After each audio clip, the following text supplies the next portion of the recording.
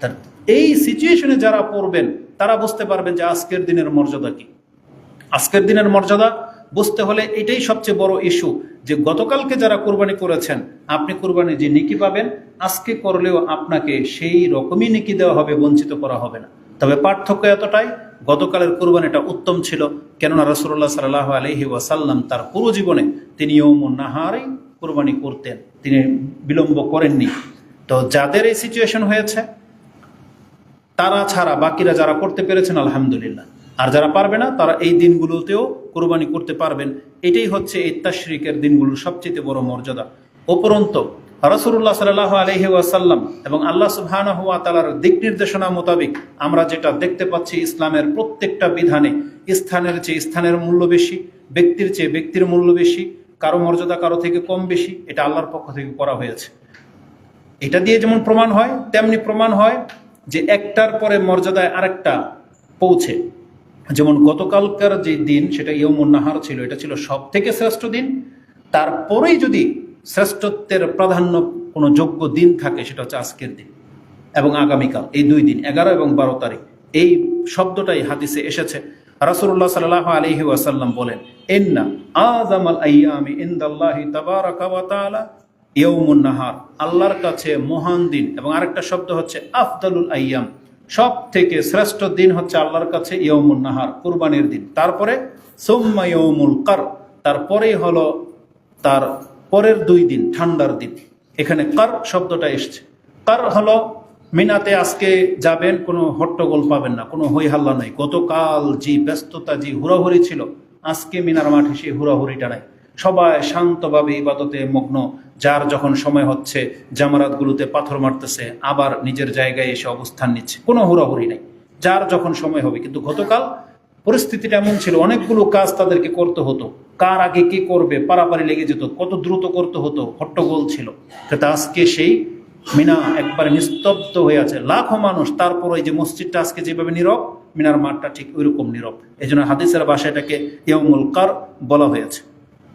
এই হাদিসটি আপনি পাবেন আবু দাউদ 1765, আহমদে 19075, সাহিহ ইবনে হিব্বানে 2811, সাহিহ ইবনে খুজাইমাতে 2966, সুনানুল কুবরা লিল নাসাই 4083 এবং মিশকাত হাদিসটি 2634 রয়েছে। এর বর্ণনাকারীগণ ঈসা সাউরি আবু বকর বলেছেন, ইয়াউমুল কার ইয়ানি ইয়াউমুস সানি মিন ইয়াউমিন নাহার, এটা হচ্ছে কুরবানির পরের দিন, কুরবানির দিন এবং তার পরের দিন, মানে আজকের দিনটা হচ্ছে ইয়াউমুল কার। এই দিনটা আল্লাহর কাছে অনেক বেশি মূল্যবান, অনেক বেশি মূল্যবান। এই সম্পর্কে বহু কিছু এসেছে। এই দিনগুলোর মর্যাদায় একদিন থেকে ওই 10 জিলহজ তথা ঈদের দিনের সমান, তা হলো এই দিনগুলো ঈদের তথা কুরবানির দিন। একটু আগে যে কথাটা বলেছি, মানে আজকের এই 3 দিন, আজকে কালকে তার পরের দিন, মানের দিক থেকে কুরবানির দিনের সমান। কোন দিক থেকে? যে গতকালকে যেমন কোরবানি করা জায়েজ ছিল, তাহলে আজকেও কোরবানি করা জায়েজ, মানে আজকেও যারা কোরবানি করবেন তাদের কোরবানি কবুল হবে। একটু আগে দেখে আসলাম, একটা মসজিদ দেখতে গিয়েছিলাম, এখানে পাশে এক বাড়িতে দেখলাম কোরবানি করেছে, তবে তাদের এই সময়টা বেছে নেওয়াটা ঠিক হয় নাই। কোরবানিটা কি ফরজ না নফল? বলেন। আমি 2টা শব্দ ব্যবহার করেছি, ফরজ আর নফল, কিন্তু আপনারা তো জানেন যে ওয়াজিব একটা শব্দ আছে, সুন্নতে মুআক্কাদা আছে, এজন্য অনেকে বুঝতে পারতেছেন না। ইবাদতের সবগুলার মৌলিক কিছু নাম আছে, হয় ফরজ আর এর বাইরে কি নফল, অতিরিক্ত তাতাওয়া, এটা হচ্ছে সাধারণ শব্দ। ওই নফল বলতে শুধু নফল না, এর মধ্যে সুন্নত শামিল, সুন্নতে মুআক্কাদা শামিল, আর ফরজের মধ্যে ওয়াজিব শামিল। কিন্তু ওয়াজিব, সুন্নতে মুআক্কাদা, সুন্নাহ এগুলো টার্ম, বিভিন্ন ক্যাটাগরি, কিন্তু ইবাদতের রূপ 2টা, হয় ফরজ হবে আর না হয় নফল হবে, হালাল হবে না হয় হারাম হবে। এটা হচ্ছে মৌলিক 5টা জিনিস আছে। তার মধ্যে কুরবানিকে যদি আপনি এইভাবে ভাবেন, সুন্নতে মুআক্কাদা এটা টার্ম, নফলের একটা টার্ম, কিন্তু যা ফরজ না তা কি নফল, সেটা কি নফল। যেমন জুমার সালাত ফরজ না নফল? ফরজ, কিন্তু ওই 2 রাকাত আইসা বৈশা পড়া, তারপরে 2 রাকাত সুন্নত যেগুলো আমরা বলি, এগুলো কি নফল। বেতেরের সালাত ফরজ না নফল? নফল। এটা মনে থাকলে অনেক সময় আপনার জন্য সহজ হবে। অনেকে এটা বোঝে না বিদায় তার প্যাস লেগে যায়। নফলের মধ্যে যদি বলেন গুরুত্বপূর্ণ কি, তখন বলবো ভিতরের সালাত আর ফজরের সুন্নত, এটা বেশি গুরুত্বপূর্ণ। তারপরে নফলের মধ্যে গুরুত্বপূর্ণ কি? ঈদের সালাত। বুঝতে পারছেন? এটা নফল, কিন্তু কিন্তু গুরুত্বপূর্ণ নফল, তার মানে সুন্নতে মুআক্কাদা। যখনই গুরুত্ব দেওয়া হবে তখনই সুন্নতে মুআক্কাদার পর্যায়ে পৌঁছে যাবে। আর যেটাতে নেকির সাথে পাপের সম্পর্ক আছে, করলে নেকি না করলে পাপ, ওটা কি? ওটা ফরজ। এটা মনে রাখবেন, কারণ ফরজের সাথে শাস্তির জাজার সম্পর্ক আছে। করলে করতে হবে বাধ্যতামূলক, আর না করলে পাপ আছে, গুনাহ আছে, শাস্তি পাবেন। আর নফলের মধ্যে এইটা নাই, নফলের মধ্যে শুধু নেকির ভাগ আছে, পাপের ভাগ নাই। মানে যে নফল করলো তার নেকি আছে, কিন্তু না করলে আল্লাহ তাকে তার জন্য ধরবে না। এটা হচ্ছে নফল আর ফরজের মধ্যে পার্থক্য। তো কোন কথার প্রেক্ষিতে এটা বললাম? কুরবানি করা। কুরবানি করা কি ফরজ না নফল? নফল। কালকে করলো, গতকালকে আমরা যা করেছি ওটা আমাদের ফরজ বিধান ছিল না, নফল। আজকে যারা করবেন একই হুকুম। আচ্ছা, যদি না বুঝেন তো সুন্নতে মুআক্কাদা ধরেন। গতকালকে আমরা যারা করেছি সুন্নতে মুআক্কাদা, আজকে যারা করবে সুন্নতে মুআক্কাদা। কিন্তু জুমার নামাজের আজান হয়ে গেছে, উপস্থিত হওয়া ফরজ।